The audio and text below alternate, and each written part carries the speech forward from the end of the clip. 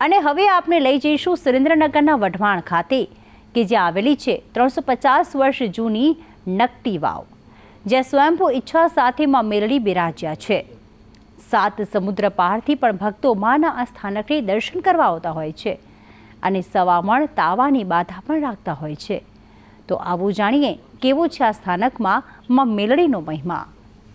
સુરેન્દ્રનગરના વઢવાણ નજીક આવેલું માં મેલડીનું સ્થાનક જે 350 વર્ષ કરતાં પણ જૂનું છે। પોતાના સાચા ભક્તને માં મેલડી અનેકવાર પડચા પણ આપે છે અને તેથી જ દેશ વિદેશથી આવતા ભક્તોના મનમાં આ સ્થાનક અનન્ય સ્થાન ધરાવે છે। અહીં માના ચરણોમાં સવાળ મણના તાવા ચડાવવાની પરંપરા વર્ષોથી ચાલી આવે છે। વઢવાણનું આ સ્થાનક નકટી વાવની મેલડીના નામે જગવિખ્યાત છે।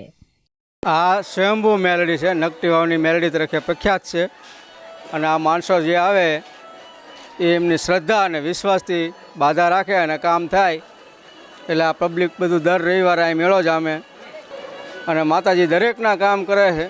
એક ખાલી તાવો માનો તમે હવા શેરનો તોય માં મેલડી તમારું કામ કરે, ખાલી એક શ્રીફળ બાધા રાખો તોય તમારું કામ કરે।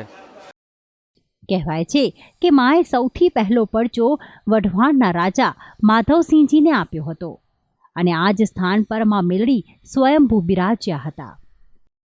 વર્ષો પહેલા આ વાવમાં માં મેલડી એક નાગણીના રૂપમાં ઉતરી ગયા। અનેક વિનંતી છતાં માં બહાર ન આવ્યા, તેથી નકટી વાવના મેલડી તરીકે પૂજાયા। માના આ ધામનો મહિમા અપરંપાર છે। અનેક નિસંતાન દંપતીને સંતાન પ્રાપ્તિના આશીર્વાદ મળ્યા છે। તો દર રવિવારે ભક્તો મોટી સંખ્યામાં પધારે છે અને માના તાવા કરે છે। 3000 વારની જગ્યામાં ફેલાયેલું છે આ ઐતિહાસિક મંદિર કે જ્યાં વડવાઓની સમાધિ પણ છે। 300 વર્ષ પહેલાં ગંગાપુરી બાપુએ જીવતા અહીં સમાધિ લીધી હતી અને આ જગ્યાએ ભોળાનાથનું પણ એક ભવ્ય મંદિર સ્થાપિત છે। માં મેલડીના સ્થાનકનો મહિમા જેની સુવાસ આજે પણ દેશ વિદેશમાં પ્રસરેલી છે। અસંખ્ય ભક્તો પર થઈ છે માં મેલડીની કૃપા અને તેથી જ આ ધામ ભક્તોની અવર જવરથી હંમેશા જીવંત ભાસે છે। ભક્તિ સંદેશ, સંદેશ ન્યૂઝ, સુરેન્દ્રનગર।